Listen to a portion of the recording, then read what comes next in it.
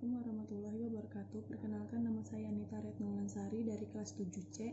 Ingin sedikit menjelaskan materi yang sudah diberikan oleh mata kuliah Manajemen Proyek Sistem Informasi.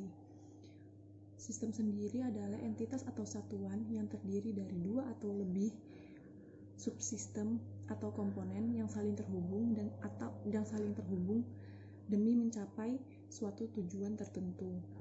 Sedangkan sistem informasi adalah cara terorganisasi untuk mengumpulkan, memasukkan data, memproses data, menyimpannya,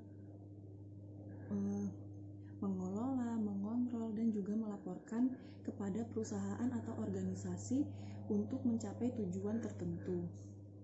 Ketiga adalah proyek. Proyek adalah upaya temporer untuk menghasilkan produk atau jasa atau hasil tertentu. Karena bersifat temporer, maka proyek ini dibatasi dengan waktu atau biasa deadline ini ditentukan di awal perjanjian.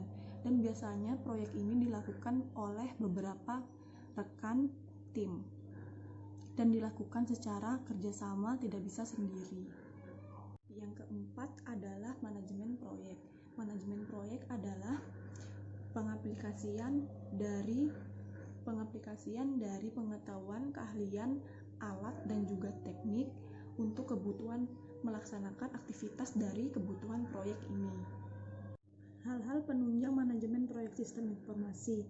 Yang pertama ada siklus pengembangan software SDLC atau Software Development Life Cycle, atau biasa disebut dengan The Waterfall Model. Pertama kali dikenalkan oleh Winston W. Royce pada tahun 1929 sampai 1995. Dan dengan seiringan berkembangan zaman, SDLC memperkembangkan beberapa metode lagi, di antara lain ada yang pertama struktur programming di era 1970-an, yang kedua ada struktur sistem analis dan desain metodologi, yang ketiga ada object orientation programming atau OOP, yang keempat ada rapid application development, yang kelima ada extreme programming, yang keenam ada rational unified process atau RUP, yang ketujuh ada Agile Unified Process atau AOP.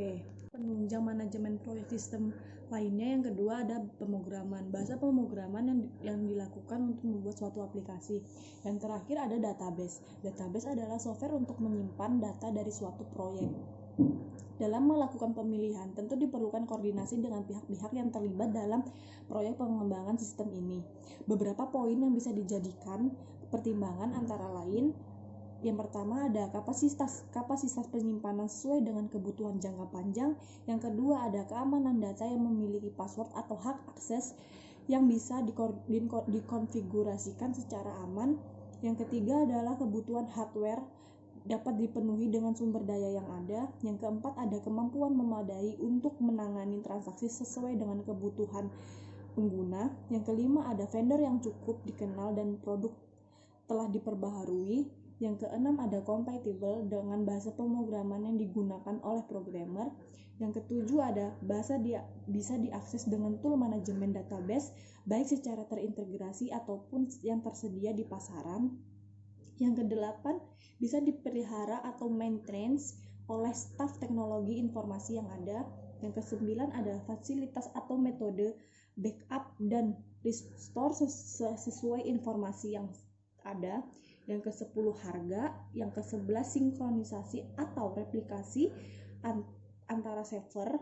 Yang terakhir dapat dikembangkan lebih lanjut untuk kebutuhan bisnis intelijen atau data warehousing. Sekian rangkuman sedikit penjelasan materi yang telah diberikan manajemen proyek sistem informasi ini. Kurang dan lebihnya mohon dimaafkan. Wassalamualaikum warahmatullahi wabarakatuh.